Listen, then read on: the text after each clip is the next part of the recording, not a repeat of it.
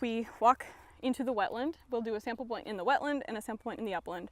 I personally prefer to do sample points in the wetland first so I can confirm where the wetland is and then work my way out till I don't see it anymore. In my opinion, the best thing to do is dig first, and that's for two reasons. One, because I went to school for soil science, so I understand that better than I understand plants. But also because it then gives my soil pit, is what we call it after we pull the soils out, a chance to equilibrate with the hydrology, so it might fill in with water and then I can figure out where the water table is, stuff like that.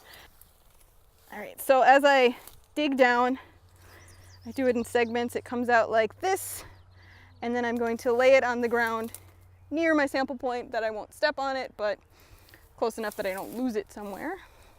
And then after I'm done digging it, and I'll go for about 20 inches, then I'm going to describe the whole soil pit. So first I just dig.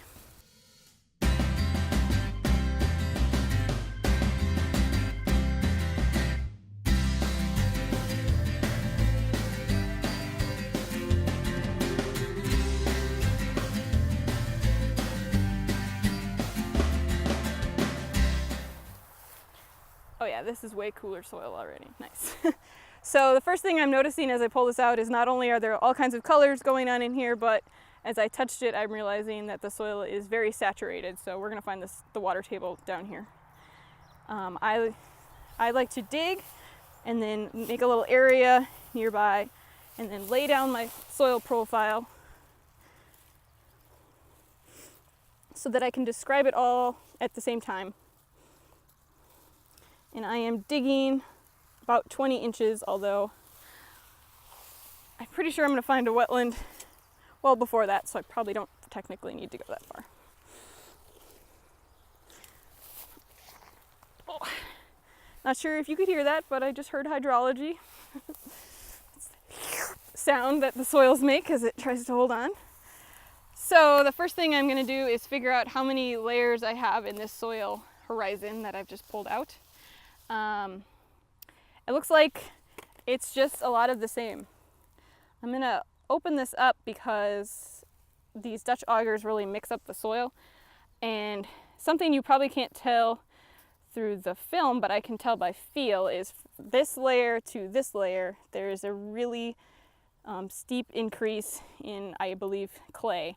So even though the colors are the same, it's actually a different layer of the soil profile because of the texture of the soil. So we look for color and texture and all kinds of stuff, but those are the two ones that... So right here I'm actually only seeing, well, I guess there's a little bit of something at the very top, and then we got this layer, and then this layer that goes all the way down to the bottom. So I'll measure them out. Looks like my top layer is only 2 inches deep. The next layer, I guess it kind of spread out a little bit, but there we go. Next layer ends right here at a foot, so I'll go from 2 to 12, and then it'll go 12 down to 20.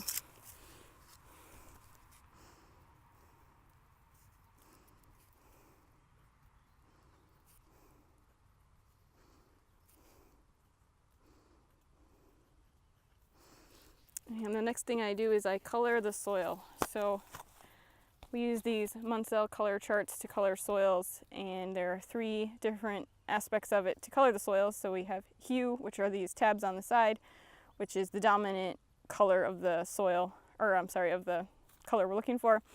Then when you go on each page, they have value and chroma. So value being the lightness and the darkness, which you can see from here to here, and chroma is the purity of the color. So the further over we get, the more of the colors you can see. So in this case, 10YR is equal parts yellow and red. If we go this way, we are more yellow, and if we go this way, we're more red. But we always start on 10YR in southern Minnesota because that's the most common page we're going to be at. So you take a sample piece from the middle of the auger. You try not to get it from the side. Oops, I grabbed this wrong layer. Start at the top. And we got all kinds of colors going on in here. So normally we look for a dominant color and then models. I don't know that we have a dominant color here, to be honest with you. There's 3 colors I'm seeing really dominant. So I'm just going to do 3 different colors, all is what I'm calling the matrix. And on this page, I'll start with this yellow, or this brown or oranger color, if you will. And everybody sees colors differently, but ideally you're not wearing sunglasses and you have the sun behind you, which I believe I have the best I can do. And I'm gonna go 10YR 46, which I'm just gonna try to remember right now as my hands are covered in it. See if we can find a good chunk of this darker color. 10YR 21. And then this last color I'm gonna save after I write these two down.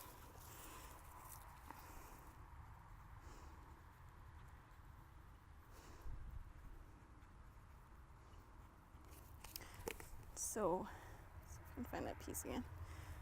This last color we see in here is actually something we call glade, and you don't get to see it all the time.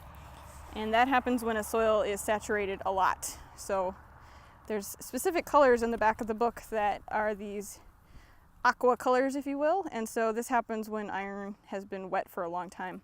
So I'm going to color that last color off this page. If I can find a good piece of it. Maybe I'm not. The problem with glade soils is the reason they're that color is because they haven't had oxygen exposed to them. And so the longer you wait to color them, the color changes because oxygen is getting to it. So sometimes opening it up helps. All right, so this one is 5G51. It's colored slightly differently. 5G51, okay. And like I said, I think there's equal parts of all three of those, so I'm just gonna call all three of those 5G51. 30% of all three of them. And something I'm gonna note now, even though I'll come back and do it later, is I have saturation at the surface right away, right when I started pulling it out. So.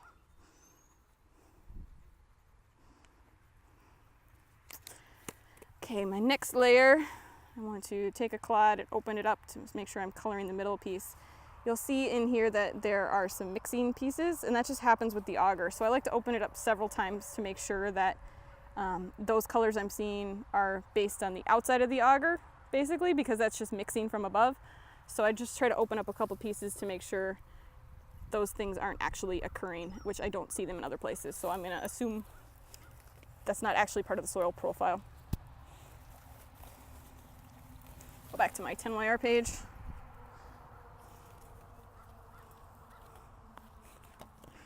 Bugs all over my face. Now, I think it's this 10YR21 color. Another thing that I saw before when I was digging these is these iron concentrations in the dark surface. And when I saw these, I knew it was a hydric soil. We have an indicator called redox dark surface. So dark's pretty obvious, and these little iron concentrations are called redox features. So I have the dominant color of 10YR21, but I'm also going to color these little inclusions right here.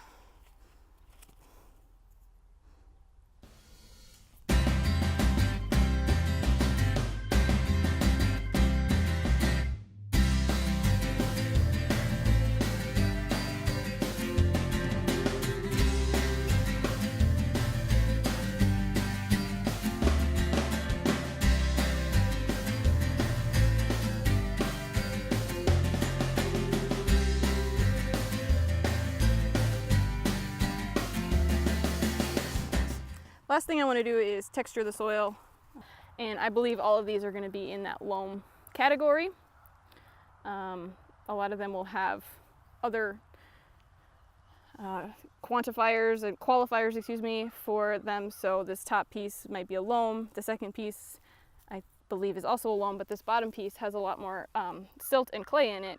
But I still think the dominant texture is loam, and we need to know that so that we can figure out which one of these hydric indicators we're looking for. So I'm going to call this loam, loam, and then these are some pretty tough pieces, so I think I'm going to call it a clay loam. And that is a soil profile.